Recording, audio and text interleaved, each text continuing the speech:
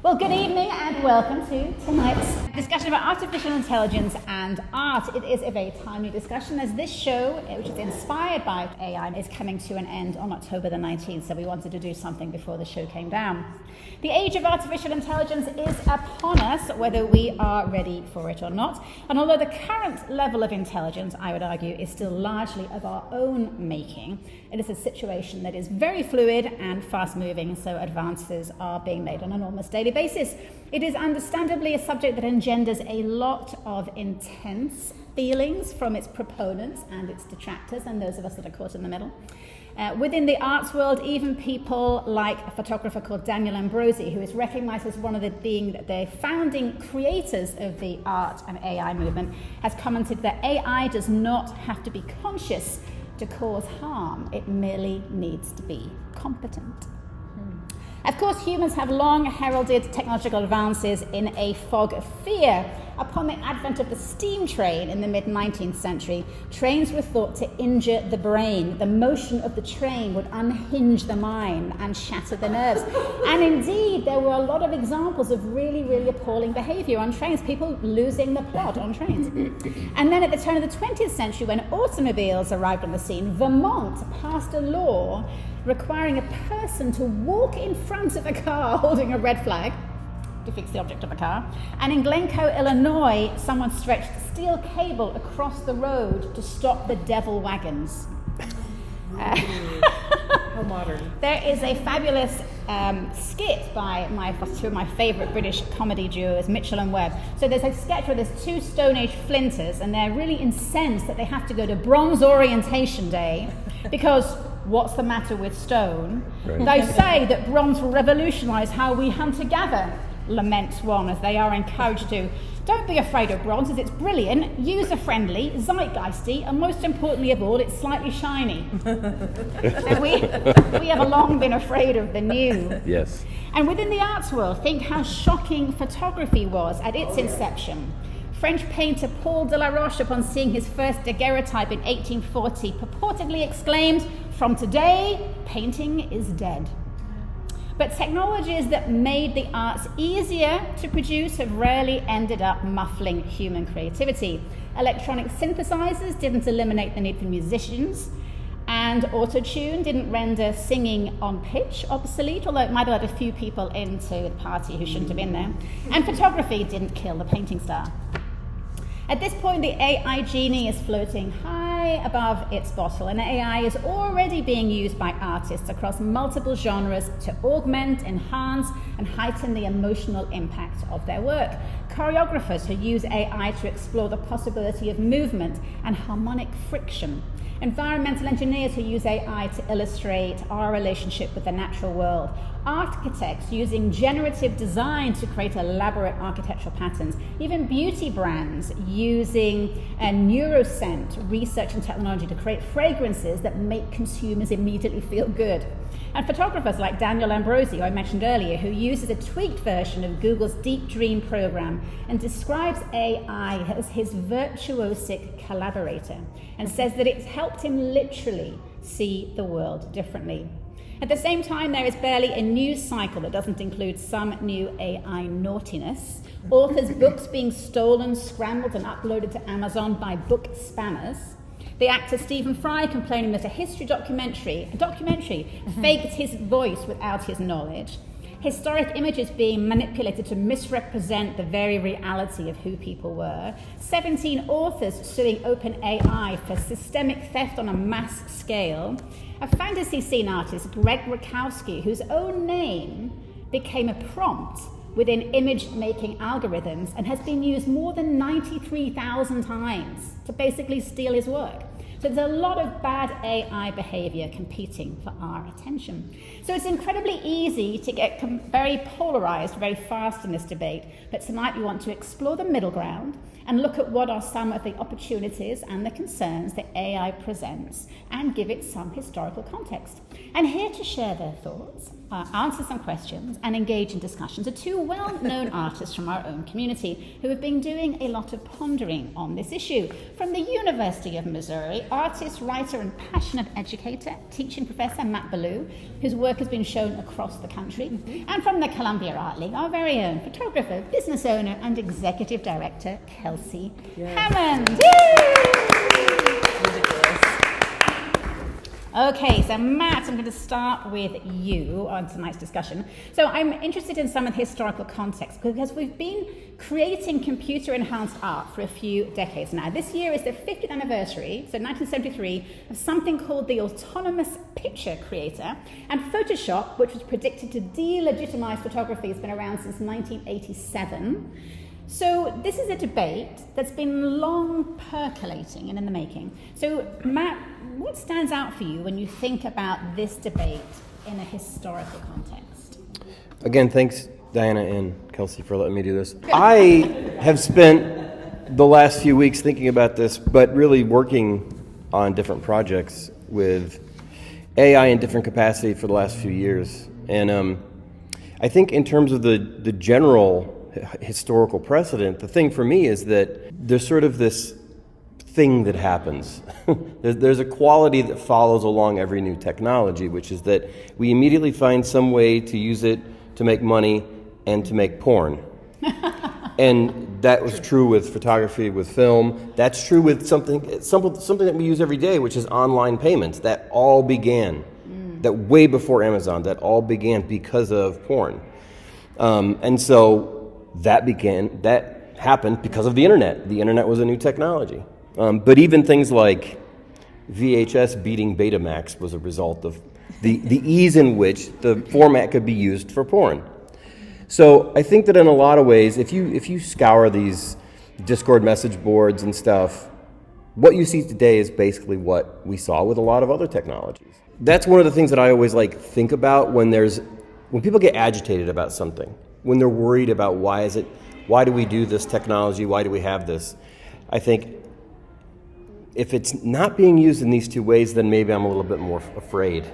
If it's being used that way, that means we're kind of democratizing it, we're kind of letting it seep in. And so I sort of think that you've got the opportunity to reflect on what AI can do based on looking at past instances. Something like the printing press, which allowed for the democratization of the access to knowledge, also was tremendously important for creating smut and for making money and for essentially being a cultural colonizer and holding certain types of ideas within certain places. And so I guess for me, what's very interesting is that when you look at what AI is doing now, you can get an indication of what it might do based on other technologies.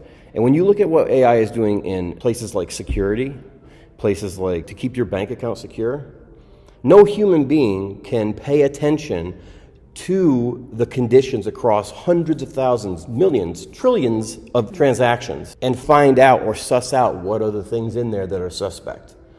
We need the algorithm to do that, to crawl through that and do that for us. So if we think about the world of fine art, how do you think, where do you see historically, where it might go from here? What are the dangers? What are the opportunities? I mean, I think the opportunity is that it's a tool that can be used in an iterative manner. And if you are ethical, if you choose to be ethical, the user has to be ethical. Yeah. If you choose to be ethical when you're using it, then you're able to curate something in a very specific way. Think about this. Now, we can debate on whether it's ethical or not, but in 2022, Winnie the Pooh went into the public domain. And then this year, we have Winnie the Pooh, Blood and Honey, a horror movie. Because there's no estate anymore. Right. You just have can do what you want. You can do what you want with it. And it was hilarious and funny and very creepy and odd. But And he's still a silly old bear. he's still a silly old bear. Yeah. But so to me, I don't mind if we're pulling from the public domain or I'm building the model myself. I am totally happy with the algorithm helping me do the things that I do in an iterative way. In the same way that I might do 15 thumbnail sketches and then play around with different orientations or play around with color combinations. I use, and I've used all the different ones, from Dolly to Midjourney. I've used ChatGPT, I've done all these things, but most of the ones I've done have been for image generation. But the one that I like the most is called Exactly AI, which allows you to upload your images only for you to build your own model, and then you use the word prompts. So you're borrowing from the word prompt structure, but you're not borrowing from the image structure. Now that doesn't mean that they're good. Yeah. They're interesting. Yeah, right. They're a way for me to think about what I'm trying to do. But they are not going to produce what I do, ultimately. There are a lot of discussions around copyright of images that are generated, and a lot of lawyers giving their opinion. There's one quote here from a lawyer who says, if we care about protecting a profession, or we think just the making of the art is important to who we are as a society, we might want to be protective of artists. Do you think that will happen, that artists will find that protection zone, or do you think it's just open season? I don't think that we will necessarily get a protection. In general, the low person on the ladder doesn't get direct protection in that way. There are some softwares out there. There's one called Glaze, which puts a cover kind of over the image that you upload, so that it isn't really noticeable to the human eye, but you couldn't but really it reproduce distracts, it. yeah. So there are individuals that are creating protections, but do you think that at a legal level we will be in time to protect artists? I mean, I just think that everyone, I don't mean this to sound like I'm not thinking about it too hard. We're all stealing from each other. So we're all influencing each other. We're using mostly the same visual language to create art. So we're looking at our frame, we're looking at our substrate. What are the edges? How do I activate that space? We're looking at rhythm. We're looking at all these different things that you use when you're making a physical artwork, or also on a computer, whatever. You're using the same language that everyone else is using. And kind of like with music, there's a lot of different ways you can change things. You can put the emphasis in certain areas, or you can highlight one thing in another, you can use a different medium, whatever, but you're still kind of in the same area of what you're doing. So you could you could try to protect artists, but I don't know if AI is influencing us or stealing things from us more than we're doing it with stealing from each other. Do you know what I mean? Like, it's kind of like, you could. And I definitely think you could be using it for more nefarious purposes than just being influenced by something and whatever. But that's always true. And some of those cases come up, and some of them are litigated and go through that whole process. So it's not like, I don't know. I don't think you can probably protect an entire group of people who haven't registered as an artist. Do you know what I mean? Like, right. I'm an artist, therefore I should have this protection. Like, I don't know if that'll happen. And I'm less interested in protection legally than I am as an educator, making sure that the students understand that what the art is their experience of interaction with the materials, and in an iterative manner. That immediately getting an image does not make it valuable. The image itself, just achieving it, is not the purpose. It is the activity, the physical engagement, the intellectual engagement, and you are using a tool like AI generation is a tool that is meant to be tremendously efficient, to go from 1 to 100 instantly. But I think about my kids. I've got 2 13-year-olds, I've got a 10-year-old, I've got an almost 9-year-old. Let me tell you that their learning is inefficient. Yeah. My learning has been inefficient. What I've had to do in my life has been inefficient. And I think that just like when we try to apply business models to the university, we turn students into numbers, we turn students into money generators. It's the same thing. If we think that just spitting an image out means that it's art, that means that we have done a poor job of educating people. So I'm happy for everything to be magic, as long as people understand how to use that magic in a way that's evocative and talks about the human experience. That's what I'm most interested in. Yeah, and I want to come back to that idea of humanity a bit later on, but I just want to go back to photography, which at the time that it came out seemed to be bad news for painters, right. and it wasn't. It became a tool. But can you talk a little bit about, again, looking at historical context of how artists overcame their fear of photography and began to use it compared to kind of where we are now with this topic? Yeah, for sure. I mean, I think, photography pops out of nowhere, not exactly, but, feels like that happens. It doesn't have any widespread traction for a while, although people are doing things similar in different areas. The threat, I think, is that artists, this is when I read those things where they're like, and then it was going to be over. And I'm always like, who hurt you? It's because art is undervalued. That is why people feel scared. That is the bottom line. It is that we do not, as a society, value art making. Not even our society, the society of the human planet Earth. So we're just trying to mediate beauty to the world. You know what I mean? We're just trying to talk to people about our feelings, and then maybe you'll have a feeling, and we relate to each other about that stuff and get vulnerable and shit.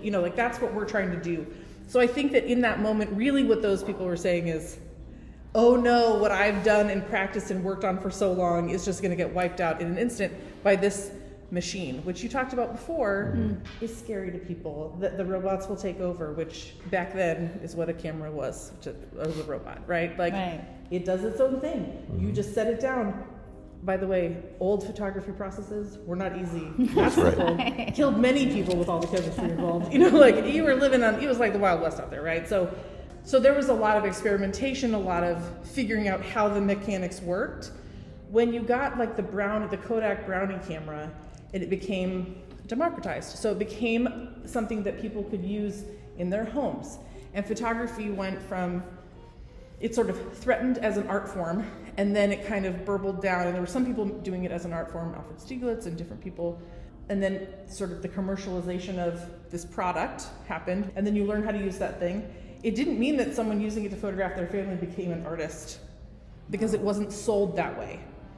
But what it did is it put a art-making tool in a home where maybe a woman who was not allowed to go to an academy to be an artist, it gave her a tool to express her life, her domesticity in this way. So it actually opened up it democratized it in a way to include a whole bunch of people, and I'm just using women as the example, but it included a whole new group of people who could participate in art making for the people who were thinking of it I'm gonna set this camera up and really look at how this light is hitting this water bottle. Okay. You know what I mean? Which is what artists do when they're making paintings or drawings or whatever. You're looking at how light is hitting a surface, basically, and other stuff. Let me ask you this, and as a photographer, because one of the things that photographers who are using AI, a couple of people have talked about, let's not call it photography.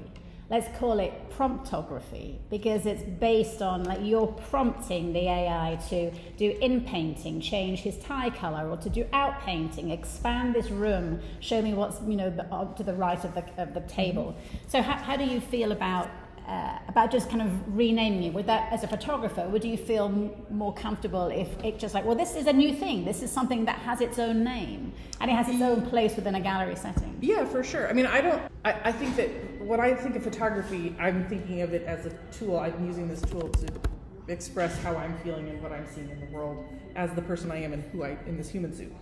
So with AI, if I'm putting in a prompt, I'm the human in that suit, putting in that prompt saying, go out and grab all that data that that you can find on the internet, which is now a much more broad place, and let's see what you get. But I'm not creating it, so I don't necessarily feel like that is photography.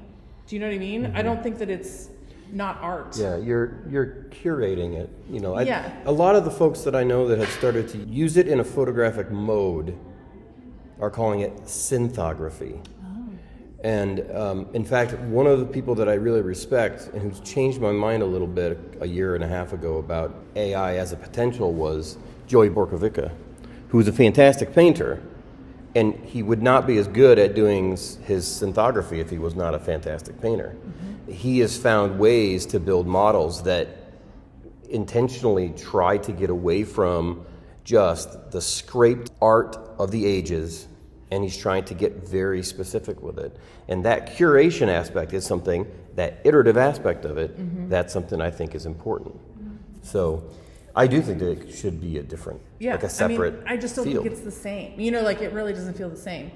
But I think that... but to the wider public right now, it is the same. That's right. True, but I also, because so many things are, I just saw this, I was like collecting little things. I was like, maybe I'll just show my phone to you. And I was looking at things and there was some picture of a little pig that has lots of fur. I'm sure it has a name that I don't know. It's probably from Scotland somewhere. And it's like really, like so cute. Your like teeth hurt, and like windswept and just looks like so magical, this little tiny pig with fur that's long and hairy. Like, what is this creature? So then I'm like, that's not real, was my first thought, because it's too cute, It's not possible. And then I looked at the comments and, oh my gosh, squee, and tagging all these different people, the comments one after another of, I can't believe we need to get one of these. Oh, it's so cute. I want to move there. Blah, blah, blah, blah, blah. And then finally I saw one of like, that's not real, right? This is an AI. Hey, just so you know, it's AI. It's okay that it's AI. Just know that that's not real. You can't actually have that because it's not real. Hey, that's AI. Hey, hey. So like the internet is monitoring this, but it takes someone to kind of go, is that real? That's a really cute pig. You know what I mean? And then go, I'm going to look at the comments. And because I think that we've and I think you're going to talk about this a little bit, but it seems like about it, yeah. It just seems like there's an extra layer of our consumption we need to be thinking about. You have to really listen to yourself when you look at some of these things, because it's like, well, that's what I'm going to get onto, is fraudulent photographic images, because they've been around for a long time. There was the Cottingley fairies and the Loch Ness monster. I mean, that's all big fraudulent photography.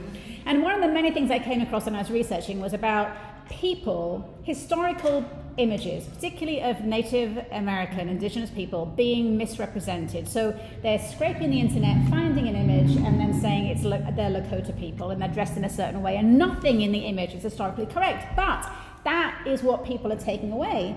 And as general public, we aren't equipped to see through those inaccuracies, particularly because usually we're looking at them on little tiny devices. So I'm wondering, and you can maybe both speak to this, about how we can be more image literate. That, it's really difficult to differentiate fiction from reality.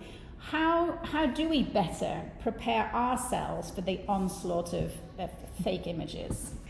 Can we? What have I been doing for 20 years as an educator? I mean, like that's...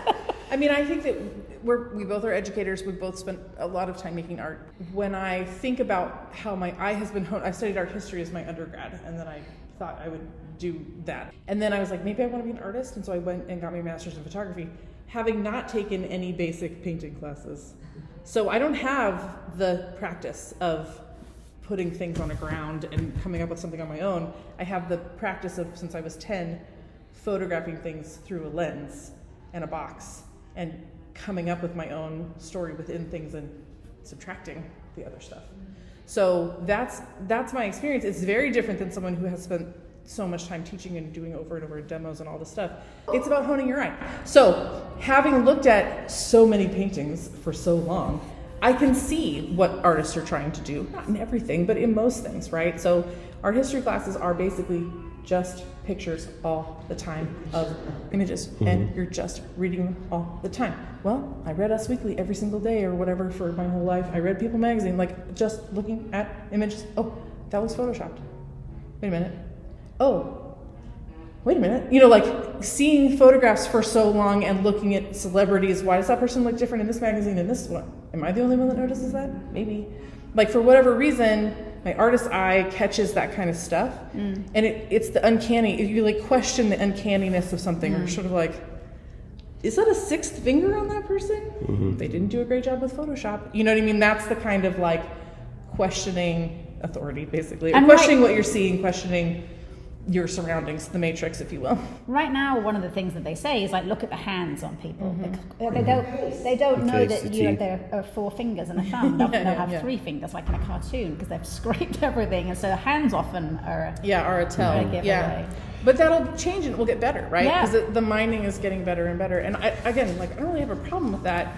I think that the dumbing down of people's visual IQ is the problem. And when schools are taking arts out, I mean, always look at the very, very baseline, which is if kids don't have art in school and are taught to see things visually and don't have the basic structure of seeing and talking about what are the elements of art or what is the language of vision, then they're not going to then critically think, question authority, question what they see, question anything. They're just, okay, my teacher said it's fine. All of those classes were taught from like lessons on Pinterest, which is okay to some degree. But when it all starts to look the same, you're kind of like, well, are these kids just making crayon pictures because that's what they're doing right now because they saw it on Pinterest? Everyone made crayon pictures that year because it was popular on Pinterest. Do you know what I mean? Like, at what point are we not engaging with our own thought process, our own visuals, our own experimentation to then show someone else, you know? This is what I want to touch on to answer your question. First off, I want to teach skills and I want to teach technique and I want to teach context and history. But ultimately, all of my classes are about awareness and attention.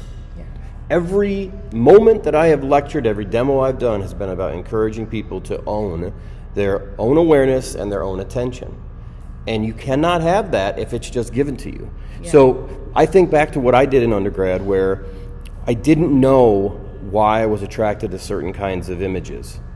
I didn't understand exactly what my eye wanted. So instead of just running text prompts into the AI, I took thousands of photographs back when you actually had to and develop them. Get the titles and it was by going through that set hundreds of times that I discovered Matt loves these things. These are the things that Matt loves. Completely inefficient, but it told me what my eye wanted. Yeah. What did my eye want? What was my eye attracted to? I love going back to those images too because they're like, it's nostalgic because it's Chicago and it's all this stuff, and I was young and beautiful, but all of these things, but it also was me learning how to teach myself. And this is something that if you go into the pragmatic pedagogy of like John Dewey or Joseph Kupfer, they are saying education is not so much just vomiting on people and giving them information. It's about reminding them that they can triangulate. Yeah. They can figure it out if you give them the certain kind of push. All of the projects that I set up, everything I do in the classroom is designed to push people into awareness. And you see it when it clicks over. And that's the part that's fun. It has nothing to do with me. I don't want them to learn my technique. Right. I want them to learn strategies that they can then deploy to get to a place that they want to go on their own. But they have to be frustrated to some degree too, and AI doesn't let you be frustrated. It gives you an instant gratification, right? So to me, if it's going to give me instant gratification, then I want to use all those instances as iterative moments for me to contemplate and wonder where I'm going to go. That's how I use AI. Yeah. I've been doing that for a few years now. Well, I was going to just for a second piggyback on that. You know, in a critique, if any of you have taken an art class, in a critique, there's a moment at the end where you have to look at each other's work and the teacher's like, okay, what are your thoughts? Or what does anyone have to say? And in my crying grad school, we're all shit, because that is what grad school is about. Yes. The question was, you were never allowed to say, I like it. Right. And that, I think, is bullshit, because you can like it. You should like something, right? Or you don't have to like anything, but if you like it, it doesn't mean that it's bad. It means I like it. If you can't tell anything more about it, that's maybe where the problem gets in. But like, we're talking about beauty. We're talking about the things that we're attracted to, that we want to pay more attention to. So it's okay if you like something. You know what I mean? So there's a look to AI, like that little adorable pig. Just think of his little face. You've never seen it, but just know what it looked like through my description. It was so cute. You know, like I just thought, oh, why do you look so cute though? You know, like I had to think. So I think it's okay to also want something to sort of be spoon-fed to you. Like it's okay, but to not ever get out of that is where you get into the problem. It's like you are triangulate people. You're setting up problems for people to solve, which is what we want people to do when they're learning, because that's problem solving is what art is. You know, so AI will come up with something, and then the problem becomes you're like you sit up straighter and you kind of look a little sideways at it, like, what's wrong with this thing? Maybe, right? Of the things we're talking about, not necessarily what people are creating intentionally with it. what I see AI doing a lot is creating content. So if you are someone who looks at your phone, or you look at a TikTok, or you're looking at the Instagrams or whatever, there's so much stuff that's out there. Like I had showed you that one about like Victorian slang, and it's just random content. It's someone made it. It's not educating anyone really about anything. It's just, here are some words from Victorian times, whatever. And then the artwork behind it is showing pictures of, illustrations about those slang words, but they're not from Victorian times. It's an AI that's created them based off of the word that they put in the slang term. So then you see like, it's really steampunk Victorian times. And you're like, well, that's cool, because that's a different thing, which is a made up thing, because it's talking about a whole other thing. Cool, but that's not at all addressed in the thing you're looking at. So if you don't know about steampunk or what actual Victorian art looks like, or that woman wouldn't have been shaped like that, and certainly she wouldn't have had that hairstyle or whatever, then all of a sudden you're like, wait, where am I right now? You know what I mean? And if you don't know, then you're like, oh, that's what it looked like. And that's what I think AI does actually pretty well. AI is the apotheosis of the meme generator. It produces astounding memes. One of the ones that I love the last few weeks, people are putting folks like Nicolas Cage or Steve Harvey as in like a hardcore punk environment. So it's like a little dingy club, and there's like Steve Harvey like screaming his head off, and it's beautiful. It's photographically interesting. You know that it's generated, but it's like pretty nice. It's fun, and it does what it's supposed to do, which is it's a little bit of saccharine in the morning when my friends are all sending the memes around while we're laying in bed, and we get that little. It's a giggle. We get that giggle. That's not art. Right. That is a fun moment. Right. That is a fun moment. But allowing for the power of that, the generative power of that, is something that I think it's good. I mean, it's good for people to be inundated with images. It's like you said, people disrespect art. And yet we all want it. Yep. We all want it without paying for it. Yep. Everything we have is created and curated, and a person made it. Yeah. And people cooperated to get it to you. Yeah. And yet, we don't really care about the arts. Look at this phone. We're not going to fund the arts. What was the thing that went around during the pandemic, where it was like, you don't give any credence to what I do, but you will utilize everything I've done. So like, basically, you won't fund any art programs or anything, and yet all you're doing during the pandemic is consuming art. You're watching all the shows on Netflix. You're looking at your phone like constantly. You're like, I know, I'll send away for a watercolor kit and become a watercolorist.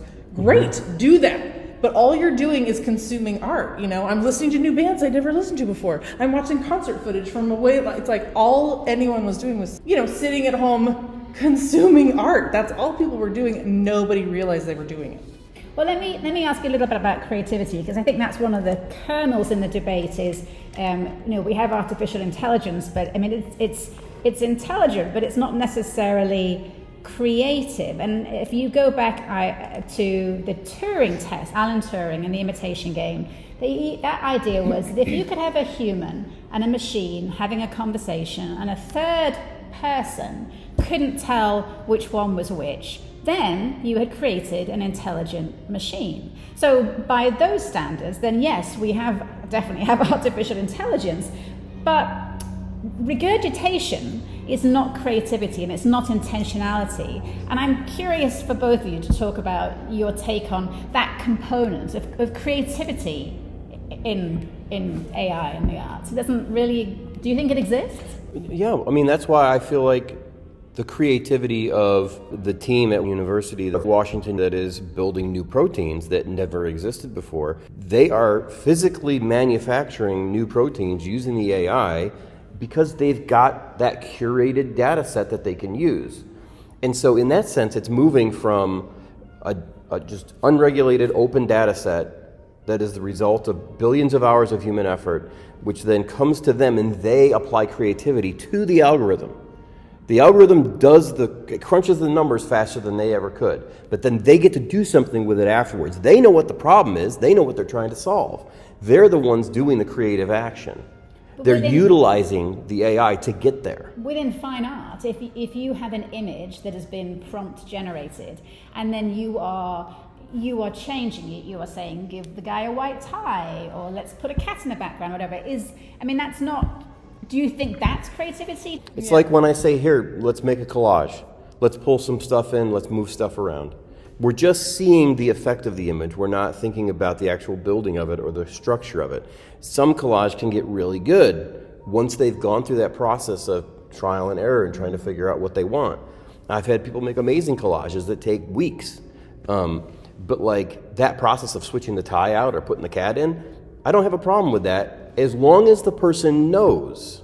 That's the problem. It's like everybody changes their profile picture using the AI. They don't have any idea what they're just doing it. They don't think about it at all. So like in the fine arts, I would never allow it to be a one-to-one relationship. Right. I would never allow myself or anybody that I work with to go from, here's my text prompt, here's my image I printed out and I win an award. Like that's going to happen once, which it did like a year and a half ago. Right.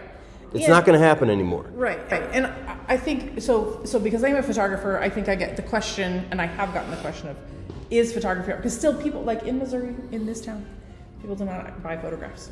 They just don't. So in this gallery, we could have all photos and we wouldn't sell one thing. Maybe we'd sell one thing because somebody would take video on us, whatever. Thanks, man, sometimes. The point is, anyone can take a photograph. Anyone can take a photograph. If you have a smartphone, you can take a photograph. I mean, if you can use the app to take the phone. You can have a big fancy camera and you can take as many pictures as you want. You can shoot 1,000 with just a click. You can do it. They're not all going to be good. In fact, probably none of them will be good. If you understand the language of vision, if you understand photography is subtractive, whatever your methodology or whatever you believe, whatever your system is, whatever your language is, then the photograph that you take becomes a photograph that you make. So that's a very distinctive, that the difference of make and take are really distinctive in photography. So when photographers talk to each other, we don't say, oh, I took this photo. We say, I made this photo. Because it's different. It just is. Because we are deciding what's going to be in that frame. Because painters can come up with it on the ground in front of them, from their imagination, from the thing in front of them, whatever. But it's additive. So they're adding things into it and creating from essentially nothing, or inspiration or whatever, blah, blah, blah, light that they see. We're like looking at the world and going, well, how do I make sense of that? And painters are doing this too. This isn't us versus them, but it's like this machine that you're using is the thing that you are mediating it through. Mm-hmm. So you have to know what it can do. It's just another tool. Yep. You're not going to use oil pastel when you want to use soft pastels or whatever. So really a lot of our debate is around photography and digital art. Right. So what I think that it's still seen as an outside tool that you're utilizing, right? Yes. But I think what you're arguing is that it can be utilized in the same way that you would utilize paint, or it's just another tool that you can use. But the maker, the user of that, the intentionality, their history, what they're trying to get across is so important in that discussion that I don't think just anybody could go and say, great, Nicolas Cage eating his own teeth. And then that's like an artwork that would be like, it's done. Like you could make that because you're like, I want to draw something that looks that crazy, but I can't quite figure out how I would do it. You can use that as a tool to inspire you to do the drawing, I guess. I don't think you're copying AI, right? I mean, it's something you're utilizing. In fact, that's exactly what I did for King Theodore Records for their Halloween poster. I generated the idea of Nicolas Cage as a vampire because I'd seen Renfield, but then I tweaked it and I asked it to give me iterations that had to do with like 80s horror VHS covers. Yeah. So it generated for me a bunch of different things based on that structure, which I then curated and pulled out and layered and vectored and drew on and printed out and painted on. Right. And added, that shit up. I did graphic design on it. That's the technical term. And then they printed it out and put it up, and it looks friggin' awesome. And it doesn't look, you can tell when something is pretty close to being a first generation AI, it's been done. Right. But you can't tell that when something has been part of the process. Like, can I show you an AI art piece? Sure. This is an AI generated image. Wow. Okay, but it's a physical carving. How did it begin? Well, my friend Gio is a carver, 70 years old this year, from Chicago, has done work up at Northwestern. He's worked on organs down in Auburn, all these different places where he's done this amazing stuff. He and I, over the last few years, have collaborated on a bunch of things, and we were talking about the history of the acanthus leaf. He's passionate about the acanthus, and he's passionate about quilts. And so we had this conversation. I was really interested in the wording he was using. He and I have read together over the last couple of years Richard Brontigan's Trout Fishing in America and Watermelon Sugar. So they're really good books, and they're very particular. And the language was very particular. I'm like, you know what? What if I put some of Gio's words about the acanthus into Midjourney and get some prompts out? So I did a half dozen different variations and got out maybe 24 images. From that, I brought it into Procreate and edited it and played around with it. And then I surprised him and I sent it to him. And he started sending me pictures of him building up this carving.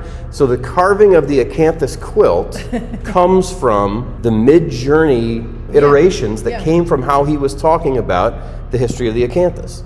So that whole roundabout, that's the art. Yeah. That whole engagement. Yeah. And it's not done yet. You know, I will do something to that. He and I have been working back and forth where he'll take something of mine, carve it, send it back to me, I'll work on his in some way. So it's that physical engagement. And I think that is what is not being addressed yet. Right. Our actions carry intense meaning. And they imbue, going back to like Dewey and Kupfer and Ben Hameen, they invest the object with the aura. That's where it comes from. You know, there's no aura. All the aura in AI is affectation. It is as thin as your screen. Which is why I would argue you look at it like, is that pig too cute? Right. You know, like, is it? What is that thing? Yeah. I just have the anima of the person who's been working on it. We could clearly go on for hours, but let me ask you, the audience, if you have any questions for our panelists. Well, that's one of the things I was going to touch on, is this is an AI-inspired show. So Kelsey asked ChatGPT to spit out 100 titles for artwork. Yeah, and actually, titles, it wasn't even ChatGPT. It was an abstract art title generator that you can Google. They're so bizarre. And then artists could look through the list and choose a title that spoke to them and create their version of this AI-generated title. And so again, creativity, intentionality, humanity is the other thing that comes back to it. We create art to express to the world what is going on inside that we can't find the words for. So you've got these prompts, these things that mean nothing, but then you ask humans to interpret them. So talk a little bit about the humanity component of this show. So what was interesting, and I was kind of talking to you guys about it earlier, what was interesting was when we ran the generator to come up with the titles, I did probably 70 and was like, well, how many artists are going to really participate? And then Grace, who works here too, she was like, probably a lot. I'll do 30 more. And I was like, okay. And we decided 100 was all we were going to do because there's no way we could fit 100 artworks in here, and it'd have to be curated. And then 100 artworks were chosen. But the titles were so strange. So, like, this one is called Reality and Beginning. That's sort of boilerplate, I would say. Like, that's kind of a title that doesn't make me feel that interested. This one is Gregarious Potential. But there were some that were like Sorrowful Blanket and I Feel Sad Inside, or whatever. It was like, but not even that well put together. This mirror here with this wood piece is called Esteemed Choice. So the artist took that title and then she came up with this idea of a mirror. So if you're standing in front of it and you're looking at yourself and you read the title, it says Esteemed Choice, you look back at yourself. So she wanted people to feel good from this piece of art. Esteemed Choice is not so bad. This piece is called Pristine Spoils, which is a McDonald's food container for nuggets. And then she's painted, she's bedazzled. And then she painted these rocks to look like chicken McNuggets. So for her, the pristine spoils, it's very beautiful. You work hard for your nuggets. These are the rules of your life, I guess. So the title of mine is called My Unfolding Matter. My Unfolding Matter, okay. And I'm a photographer, but I shoot with like a large format camera. And I take photographs of myself. So this is like matter, my matter, and I'm unfolding as like, it's pretty literal, right? It's not, the idea, I was like, what could I do, I just kept thinking and looking, and none of these make sense to me, and then I started thinking like, it has to have my. The my is what chose it for me, because my work is about myself. Like, I'm talking about my body, how that interacts with the world, what people think, blah, blah, blah. So that's why I chose it. I mean, it was sort of like, I recognized something in that title that made sense for my work. Okay, I'm gonna work with that. So you were the juror on this show, so what were you looking for?